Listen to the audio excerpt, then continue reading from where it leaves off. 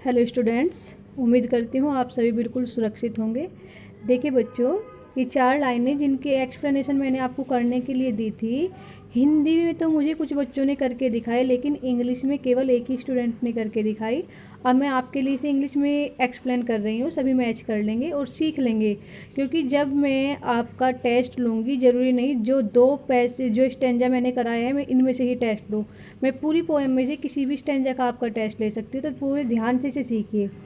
Reference बिल्कुल आपका पहली पोएम की तरह ही है। पहली जो स्टेंजा आपने किया था एक्सप्लेन, बिल्कुल वही है। इसको आप याद कर लेंगे या समझ लेंगे कैसे लिखा जाता है। देखिए बच्चों, जब आप प्रोज का रेफरेंस लिखते हैं तो उसमें आप सिलेक्टेड की जगह टेकन लिखेंगे। अब आपको प्रोज भी तो पढ़ना है, और जब आप प्रोज का रेफरेंस लिखते हैं तो वहाँ पर कंपोज की जगह आप लिखते हैं रिटन। ठीक है, और ये सारी चीज़ें आपको ध्यान में रखनी होती है। पोएम की जगह आप चैप्टर लिख देंगे। आगे आ जाइए, रेफरेंस हो गया, सबका एक जैसा रहेगा, पूरी पोएम का एक ही रेफरेंस रहता है, इसको आप याद कर लेंगे। मैंने पहले अच्छे से इसे समझाया है। अब कॉन्टेक्स्ट पर आ जाएंगे बच्चों। कॉन्टेक्स्ट पर जाने से पहले आप इन 4 लाइनों को बहुत अच्छे से देख लीजिए, इनकी हिंदी को समझ लीजिए। पहली में क्या था कि वो मुक्त होता है सभी प्रकार के बंधनों से। किस प्रकार के बंधन, वो दूसरी लाइन में है कि अपनी उन्नति के और अवनति के जो आशा और जो डर होता है उसे, अवनति का डर और उन्नति की आशा, उन बंधनों से वो खुद को मुक्त रखता है। बंधन यानी कि कोई भी उसको जो है उनके लालच में लाकर कोई गलत काम नहीं करा सकता है कि भाई लालच में कि भाई इस आदमी के लिए अगर मैं ये कर दूँ तो मुझे ये मिल जाएगा, अगर मैं इस काम को ऐसे करूँ तो मेरी उन्नति हो जाएगी, इन सब लालचों से वो ऊपर होता है। तीसरी लाइन की मालिक होता है खुद का, यद्यपि उसके पास संपत्ति नहीं होती, संपत्ति का मालिक नहीं है वो, फिर भी वो खुद का मालिक है। मतलब कोई उसको बांध कर नहीं रख सकता, अपने अनुसार चलता है, किसी के दबाव में नहीं चलता, खुश रहता है और अपने नज़रिए से हर चीज़ को देखता है। जैसे कोई दबाव में कहने लगे अच्छा तू अलग चलेगा, तुझे ऐसे करना है, ऐसे ही होगा, तुम्हें तू भी हाँ में हाँ मिला हमारे, तो किसी की हाँ में हाँ ना मिला के अपने अनुसार चलता है, अपना मालिक होता है, चाहे उसके पास संपत्ति हो ना हो, यानी कि वो सबसे अमीर होता है। क्योंकि जो आदमी संपत्ति के लालच में रहेगा या कुछ पाने के लालच में रहेगा तो कई कई बार उसे किसी के दबाव में आकर कुछ गलत कार्य भी करने पड़ते हैं, और वो दूसरों का एक तरह से दास ही हो जाता है। किसी को भी ले लीजिए आप, अगर वो किसी भी तरीके की जॉब करते हैं तो कोई ना कोई उससे ऊपर रहता है और जो उसको दबा कर रखता है, कोई ना कोई उसका मालिक होता है। लेकिन एक खुशहाल व्यक्ति का कोई मालिक नहीं होता, चाहे वो किसी की भी तरह की जॉब करे, वो किसी के दबाव में नहीं आता है, पूरा खुश होकर पूरे अपने तरीके से जीता है। उसे अपनी अपनी नौकरी के जाने का या किसी चीज़ का डर नहीं होता है, अपने सदाचार के लिए। लास्ट लाइन में कि कुछ भी ना होते हुए, जब उसके पास कुछ भी नहीं है, एक अपने सच्चाई के रास्ते पर चलते हुए कई बार उसके सामने ऐसी चीज़ें आ जाती है कि उसके पास कुछ नहीं होते, फिर भी उसके पास सब कुछ रहता है। क्यों? क्योंकि उसके पास आत्मसंतोष होता है, आत्मनियंत्रण होता है और आत्म सम्मान होता है। अपना सम्मान उसके लिए सबसे ज़्यादा महत्वपूर्ण है कि मेरे सम्मान को कोई ठेस ना पहुँचा दे, किसी कारण से मुझे बिना बात के इंसल्टेड ना कर दे। और आत्मसंतोष होता है कि जितना है बहुत है, मेरे से नीचे भी तो बहुत है, इस चीज़ से वो संतुष्ट रहता है। या नीचे वालों को ना भी देखे, बस सिर्फ अपने से मतलब हाँ भगवान ने मुझे काफ़ी दिया, इतना मेरे लिए पर्याप्त है, इससे वो। और आत्मनियंत्रण होता है किसी भी चीज़ के लिए, मतलब उसे कोई भी चीज़ एकदम से अपने उसमें नहीं रह सकती, ना तो प्रेम ना गुस्सा, ये सारी चीज़ें उसके ऊपर हावी नहीं हो सकती, अपने ऊपर पूर्ण नियंत्रण रखता है। अब कॉन्टेक्स्ट में जो है आपको ये चीज़ें बहुत शॉर्ट में लिखनी होती है। मान लीजिए गागर में सागर भरना जो मुहावरा है वो यहाँ पर अप्लाई हो रहा है कि इन 4 लाइनों को आप बहुत ही शॉर्ट में लिखेंगे। देखिए जैसे कि लिखा हुआ है मैंने कि फाइनली, फाइनली का मीनिंग होता है अंत में। अंत में क्यों लिखा मैंने, फाइनली क्यों लिखा, क्योंकि ये लास्ट की लाइनें हैं। The poet points out, points out यानी कि दिखाता है, दर्शाता है, बताता है ना, द नेसेसिटी आवश्यकता को, ऑफ फ्रीडम स्वतंत्रता की। लास्ट की लाइनों में जो राइटर है वो खुश सुखी इंसान के माध्यम से, जो एक सुखी इंसान के बारे में बता रहा है, उसके माध्यम से हमें बताना चाहता है कि स्वतंत्रता की कितनी आवश्यकता है, किसके लिए, कि हम दूर रह सके किस से, प्रलोभन से और डर से। देखो टेम्पटेशन जो होते हैं प्रलोभन होते हैं, लालच, इसको आप ग्रीड भी लिख सकते हैं। ठीक है, ग्रीड भी लालच ही होते हैं।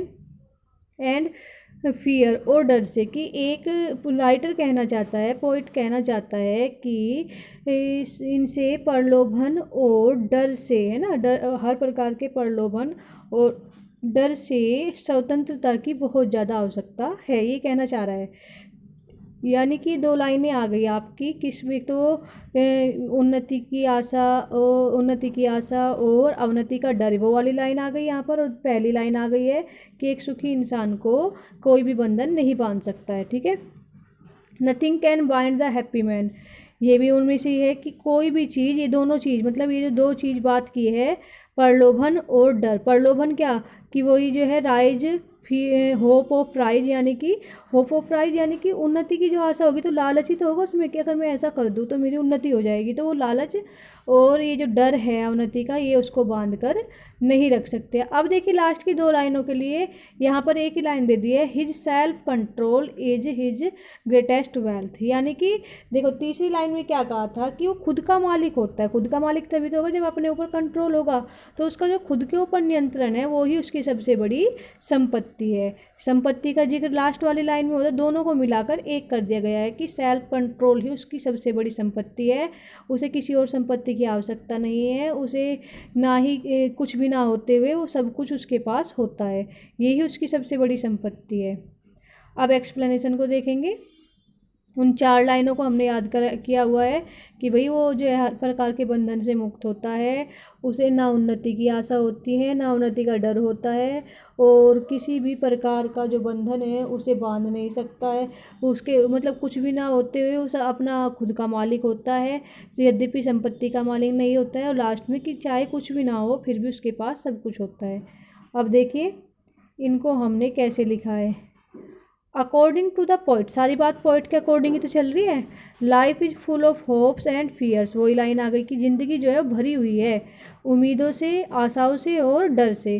कि हर आदमी उम्मीद किसी चीज़ की आशा करता है और किसी चीज़ का उसे डर रहता है, इनसे ही तो ज़िंदगी भरी हुई है। ये लाइन हमने अपने आप को बनाई, आपको भी बनानी है, बहुत अच्छी सजा कर अपनी बात को आपको पोइट की को अपने शब्दों में कहना है, ठीक है, इस तरीके से ही।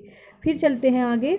The poet tells that, writer जो पोइट है वो बताता है द मैन, वह व्यक्ति। देखिए क्योंकि यहाँ पर क्या है, हु आया है और हु से पहले उनसे पहले द आया है, यानी कि इसका मतलब है वह या उस। जब किसी नाउन से पहले पहली बार जब कोई नाउन प्रयोग होता है, जैसे मैन पहली बार आया है, उससे पहले द आ रहा है और बाद में कोई क्वेश्चन वर्ड आ रहा है, तो उस द का मीनिंग वह या उस होता है। द मैन हु, वह व्यक्ति जो, विशेज चाहता है, ठीक है, या इच्छा रखता है, टू लीड बिताने की, अ हैप्पी लाइफ, एक खुशहाल ज़िंदगी, शुड, उसे चाहिए क्या, अवॉइड, अवॉइड करना चाहिए, बोथ, दोनों को, जो जिक्र ऊपर हुए दोनों, इन दोनों चीज़ों को उसे अवॉइड करना चाहिए। या तो आप इनको दोबारा से यहाँ लिख सकते हैं या मान लेंगे इनको ही लिख दिया कि राइटर के अकॉर्डिंग सबकी ज़िंदगी भरी हुई होती है मतलब किससे, उम्मीदों से और डर से। लेकिन अगर कोई खुश रहना चाहता है, वह व्यक्ति जो खुश रहना चाहता है, इच्छा रखता है एक बिताने की खुशहाल ज़िंदगी, तो उसे क्या करना चाहिए, उसे अवॉइड करना चाहिए इन दोनों को, ना तो कोई उम्मीद रखनी चाहिए ना ही उसे डरना चाहिए। अब चलते हैं अगली लाइन पर। He should not work like a slave. अब उस लाइन पर आ गए हैं कि वो खुद का मालिक होता है, तीसरी लाइन, यानी कि खुद का मालिक होता है और उसके पास यद्यपि संपत्ति नहीं होती है फिर भी वो खुद का मालिक होता है, संपत्ति का मालिक हो ना, वो खुद का मालिक होता है। He should not work like a slave, उसे नहीं करना चाहिए, यदि कोई खुश रहना चाहता है कोई व्यक्ति तो उसे नहीं चाहिए करना कार्य किस तरह से, लाइक तरह से, अस्लेव एक दास की तरह से कार्य नहीं करना चाहिए। आप यहाँ पर सर्वेंट भी लिख सकते हैं, क्योंकि बच्चों जब भी आप एक्सप्लेनेशन करें या कुछ भी आप करने जा रहे हैं, लॉन्ग क्वेश्चन, शॉर्ट क्वेश्चन, अगर आपको पता है कि पूछा क्या गया है और वो आप बताना चाह रहे हैं, तो पहले उसे हिंदी में बना ले और ऐसे वर्ड लिखे जिनकी इंग्लिश आपसे आती हो। तो इस तरह से आप किसी भी, ये नहीं है कि रटके जाएंगे सब चीज़, अगर आप लेसन को, पोएम को अच्छे से पढ़ के जाते हैं तो आप अपने शब्दों में किसी भी चीज़ को लिख देंगे, आपको पक्का मार्क्स मिलेंगे। आगे देखते हैं। हाँ,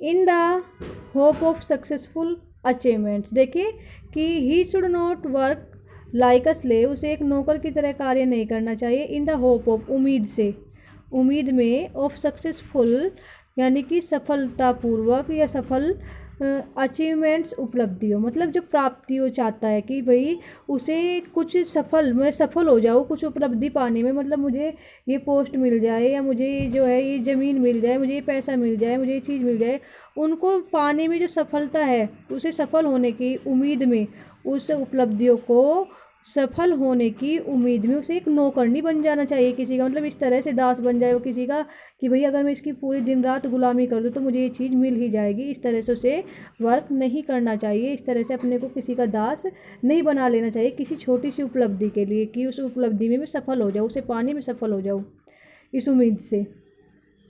आगे देखिए, ही शुड नॉट फियर, उसे नहीं चाहिए फियर डरना, टू फेस सामना करने से, फेलियर असफलता का, उसे असफलता का सामना करने से नहीं डरना चाहिए। मतलब उस लाइन को जो उसने कही ना कि भाई वो दास नहीं होता है, खुद का मालिक होता है, उसको इतने सजा के इतनी लाइनों में हमने ये कर दिया है कि भाई राइटर कहना क्या चाह रहा है, पोइट कहना क्या चाह रहा है कि इस लाइन से क्या आशय है उसका। उसने जो ये कहा कि वो खुद का मालिक होता है यद्यपि ज़मीनों का नहीं होता है, तो इससे कहने का ये आशय है मेरे अकॉर्डिंग जो मैंने लिखा है कि भाई छोटी सी उपलब्धि पाने के लिए की सफलता में वो किसी का नौकर नहीं बन जाएगा और उसे डर नहीं होगा अपनी फेलियर का, क्योंकि तभी तो वो अपना मालिक नहीं रहेगा जब वो सामना करने से डरेगा असफलता का और उसे उम्मीद रहेगी क्या करने की कि मुझे सफलता मिल जाए। ये सारी लाइनें आपस में जुड़ी हुई होती है अगर हम ध्यान से देखें। आगे देखिए, the things should not disturb him, कि ये चीज़ें कि सफल हो जाऊँ या मैं असफल ना हो जाऊँ, ये चीज़ें जो होती है शुड नोट नहीं चाहिए, इन चीज़ों को नहीं चाहिए डिस्टर्ब परेशान करना या किसी भी तरह से अपने अधीन करना, हिम उसे परेशान नहीं करना चाहिए कि दिन रात इन्हीं के सोच में वो किसी भी कार्य को ढंग से ना कर पाए कि कहीं मैं असफल ना हो जाऊँ, कहीं मैं ये करूँगा तो सफल हो जाऊँगा। इनसे उसको अपने को परेशान नहीं करना चाहिए, बिल्कुल एक सही ज़िंदगी जीनी चाहिए।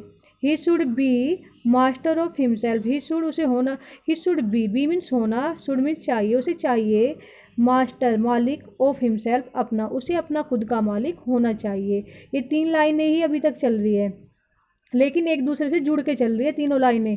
आगे देखिए, although he has no worldly possession, यद्यपि कह सकते हैं, बावजूद कह सकते हैं, he has no worldly possession, उसके पास कोई भी सांसारिक वस्तुएं नहीं होती है, पोजेसन यानी कि वस्तुएं, उसके पास कोई भी सांसारिक वस्तुएं नहीं होती है। और यद्यपि उसके पास कोई भी सांसारिक वस्तुएं नहीं होती है, दो बावजूद, poor he will be rich in heart, बावजूद पुअर होने के, गरीब होने के बावजूद, ही विल बी वह होगा, बी मीन्स होगा, रिच अमीर, इन हार्ट अपने दिल में। वो लास्ट वाली लाइन आ गई है कि भाई उसके पास कुछ भी ना होते हुए सब कुछ है, यानी कि वो दिल से अमीर है, यद्यपि वो गरीब है लेकिन वो अमीर होगा अपने दिल से। यद्यपि वो गरीब है, देखने में सबको गरीब दिख रहा है लेकिन दिल का वो अमीर पाएगा, उसका दिल बहुत बड़ा पाएगा। ठीक है, आगे देखते हैं। He will have self respect, कि वो ही विल हैव वह रखेगा सेल्फ रिस्पेक्ट आत्मसम्मान। देखो वही बात आ गई कि भाई वो सब कुछ कैसे होगा उसके पास आत्मसम्मान होगा, उसके पास आत्मसम्मान होगा तभी तो अमीर होगा, क्योंकि सब अपने सम्मान के लिए ही लड़ते, सम्मान के लिए ही कमाने की कोशिश करते हैं, सम्मान के लिए ही डरते कि ऐसा ना हो जाए मेरी बेइज्जती ना हो जाए, असफल हुआ तो मैं यहाँ आ जाऊँगा, मैं गरीब हो जाऊँगा, ये हो जाऊँगा, तो ये एक सम्मान ही तो है।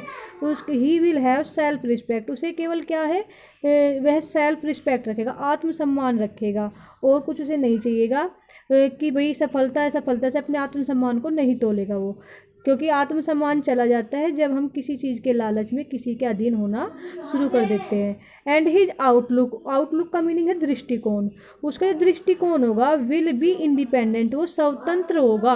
मतलब ये नहीं कि कोई जैसे उसे दिखाएगा कि नहीं भाई तुझे ऐसे बोलना, तू कैसे कह देगा ऐसे, हमारे से बड़ा हो गया तू, तो ऐसा कुछ उसके अंदर नहीं होगा, वो स्वतंत्र होगा, वो ऐसे किसी के दबाव में नहीं आएगा, हर चीज़ को अपने नज़रिए से देखेगा।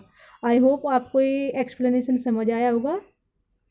आगे की एक्सप्लेनेशन आप खुद करने की कोशिश करेंगे।